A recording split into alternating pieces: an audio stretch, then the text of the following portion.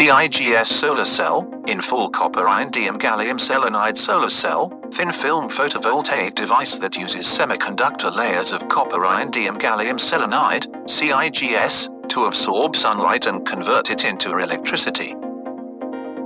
Although CIGS solar cells are considered to be in the early stages of large-scale commercialization, they can be produced by using a process that has the potential to reduce the cost of producing photovoltaic devices, as the performance, uniformity, and reliability of copper indium gallium selenide, CIGS, products improve. Copper indium gallium selenide, CIGS, solar cells offer fewer health and environmental concerns than the cadmium telluride solar cells with which they compete. The cells are designed so that light enters through the transparent photomic contact and is absorbed into the copper indium gallium selenide, CIGS, layer. Their electron hole pairs are formed. A depletion region is formed at the heterojunction of the P and N-type materials of the cadmium-doped surface of the CIGS cell.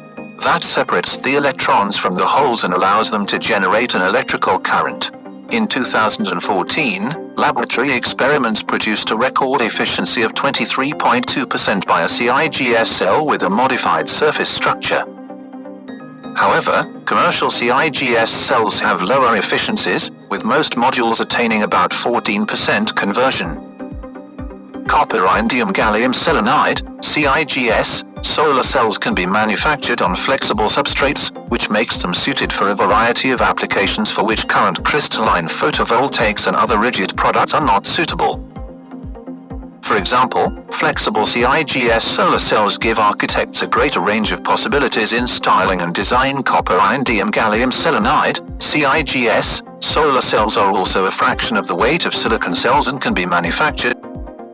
They can be integrated into vehicles such as tractor-trailers, airplanes, and cars, as their low profile minimizes air resistance and they do not add significant weight.